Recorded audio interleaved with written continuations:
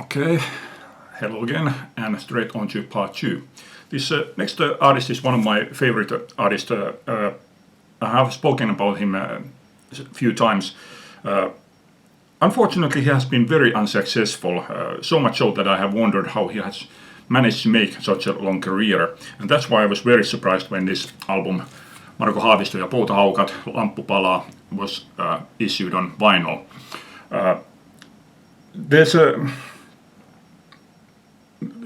As a solo artist, he has managed to have a couple of, I would call, minor radio hits.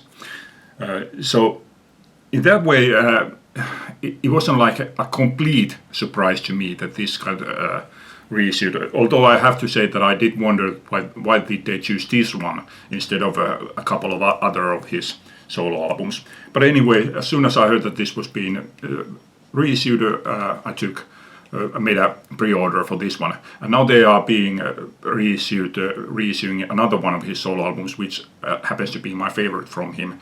I think it was it next month or April, I don't remember. But anyway, I have a pre-order for that one also. But the biggest surprise were the records that he made with his previous band, because, like I said, as a solo artist, at least he has had a couple of minor radio hits, but with his band, he didn't make any headway at all. That's why it was a huge surprise to me that his records with Padding Rockers got reissued. This is the third album, Kolmas vuoro, and this is the second album, Rauhaton sydän. The first album also got reissued, and these three also got reissued on CD also. But I had the first album already, so I didn't need that one. So yeah, I had never seen these albums in a while myself. I had seen both of these once on our local version of eBay, but by the time I saw them available there, the bidding on both of them had gone to be so high that I didn't even try to bid on them. So yeah, these along with Pääesiintyjät, simply because I never heard these three albums, and I never saw them. Well, I did see Pääesiintyjät album back in the day, but these I had never even seen. So these were my favorite Finnish reissues from this year. Okay, then let's move on to Tom Petty. Tom Petty Wildflowers was the album that I had been waiting for several years to be being reissued, and now it was finally reissued, and I heard that it's going to be issued in several different formats. And at first I was going to buy the 7 LP box set, but then I heard that it was going to cost was it 260 or 270 euros, so I went for the 4 CD set. This was about 70 euros, so this was about 190, 200 euros less than the box set, so there was no question which I was going to choose. Especially when I went to another store and this sold for 45 euros, so about 225 euros less. But the main reason why I was waiting for the reissue was that I wanted it on vinyl, so I also bought it on vinyl. And these two, getting vinyl, triple LP vinyl, and everything that is on the 7 LP set, both together cost about 80 euros, so about 180, 190 euros less than a 7 LP box set. So the vinyl craze, I mean, there has to be a limit somewhere how much you are going to pay extra just to get it on vinyl, and that was my limit. Okay, then yeah, it was during this summer that I finally sold many of my records. I sold 65 records, well 63 and 2 12-inch singles to be exact. And usually when I take them to the store, they look them through and say that, okay, this is how much we offer you for these records. But this time they said that it takes at least 4 weeks. Well, 4 weeks went by, 5 weeks went by, 7 weeks went by. And I started getting this feeling that are they trying to pull a trick on me? Like they try to wait, and then they finally tell me that, okay, these are the kind of records that we don't really even want. We are going to pay you like 50 cents a record, which led me to realize two things. Usually when I sold my records, I don't really care what do I get from them, because they are records that I don't want anymore, so what do I care how much I get from them. But this time I realized that if they are going to offer me some tiny amount of money from them, I'm not going to do that. I rather take the records and throw them all to trash rather than being screwed over. So yeah, I realized that it's not unimportant to me what do I get. I want to get at least a decent amount of money for them. And I did. I got 250 euros for them. The other thing that I have thought about is that when I get that money, it's free money to me. I don't really care what do I spend it on. I usually buy something that is so expensive that I usually wouldn't buy at all, or something like that is so minor interest of me that, well, what do I care? Now I have free money, I can buy those. But this time I learned that it's not quite that way either. One of the records that I have been hoping for that would get a 50th anniversary reissue was Derek and the Dominoes' Layla.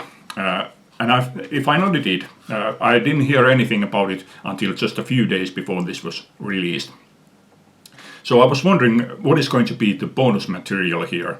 And I checked it, and is there 4? Hold on, 1, 2, 3, 4.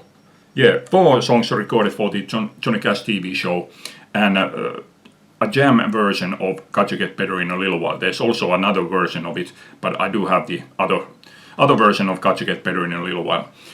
So not much as a new material to me, but I was waiting to get this one as a vinyl set. But this one cost 30 euros, and a 4 LP vinyl set would have cost 129 euros. So even though the vinyl version actually had one song more, and that one song was one that I didn't have, I couldn't see myself paying 100 euros extra just to get it on vinyl, or just to pay for one song.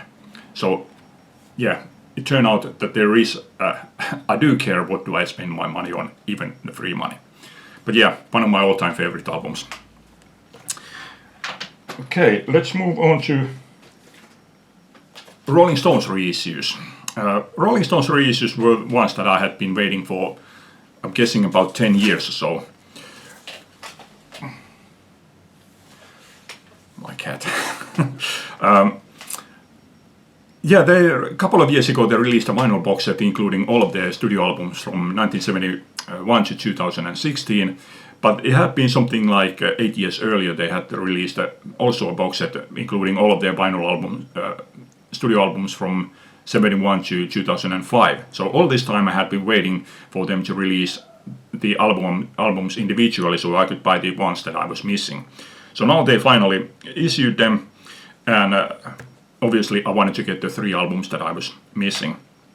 But I didn't go to the store right on the first day, because I thought that the Rolling Stones albums, they will be available for a good long time. So it took me maybe a week before I went to the store, and the first one that I found was A Bigger Bang, the album from 2005. But I didn't find the other ones. So a few days later I went to tour the several other stores, and I found Voodoo Lounge. But it turned out that the 3rd album was sold out from every store, so I had to wait. I don't remember, was it a week or maybe a bit less before they got more copies of Bridges to Babylon. And it seems to me that this one was the one that sold the most, because there was one of the stores had a list of their best-selling albums, and this one was their number 1. And like I said, this was sold out from every store. So I'm guessing that this one was the biggest selling album of these reissues.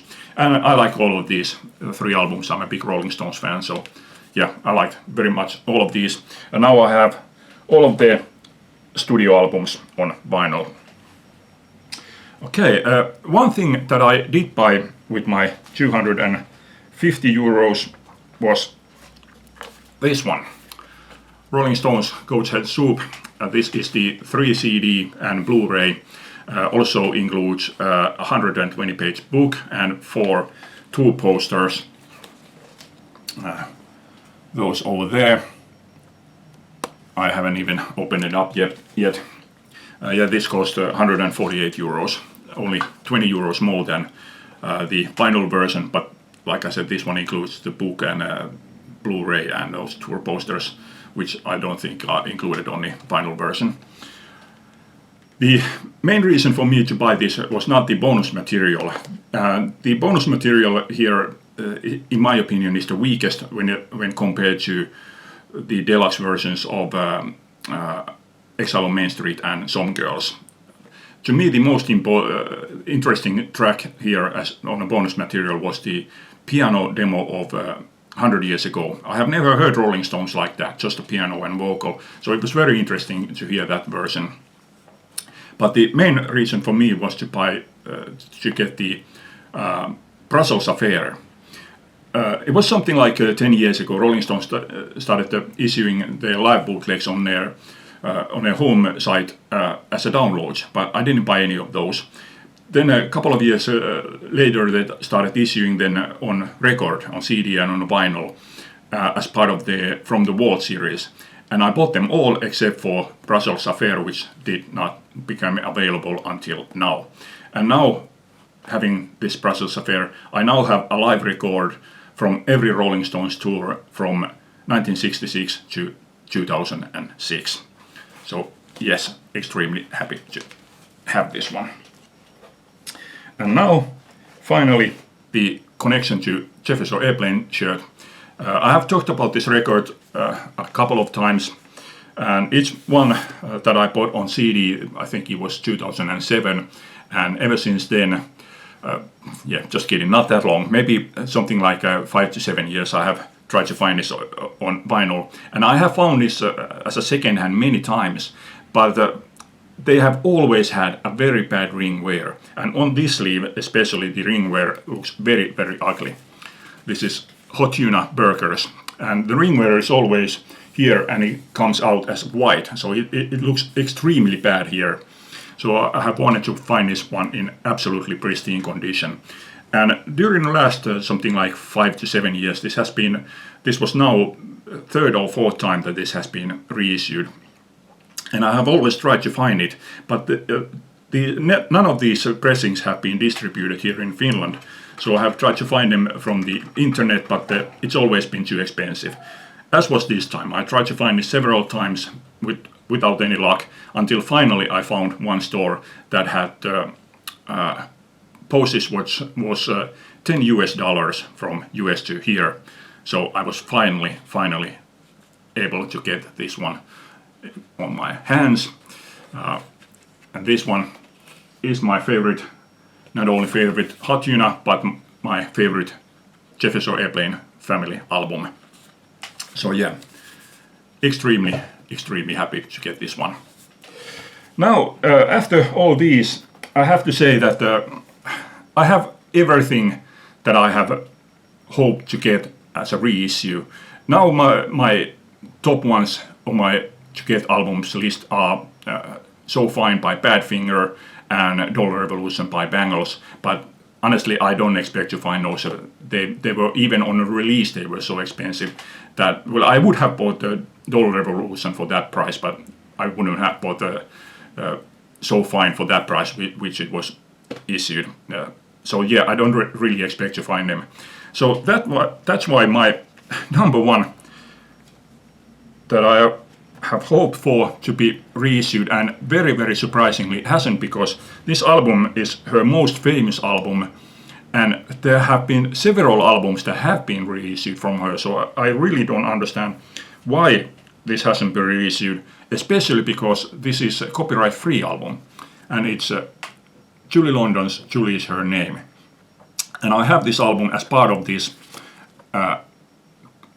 Julie Is Her Name complete sessions, but this sleeve here, this isn't for either one of the Julie's Her Name albums. This is for the, I think it was Julie in London album sleeve. So why do they use it for Julie's Her Name album sleeve? I don't know. Here's the Julie's Her Name Vol. 2. Yeah, I haven't found it. I haven't even found it on CD. I mean, I have found it on CD with a different sleeve, but I want it with that. I want to get it with this sleeve. Where is it again? Here, and especially with this lettering, because there is another pressing with it written in a different way. But yeah, I haven't been able to find that at all. So it's been surprisingly difficult. The closest that I have gotten so far is finding this 7-inch single. This is a reissue from 1983. So yeah, but I am fairly confident that this year will bring surprises. Again, like many of these albums were albums that I hadn't even thought that would get reissues, and I expect this year to bring more of same kind of surprises. Yep, that's it for this time. Hope you like this. Thanks for watching. Leave a comment. Bye.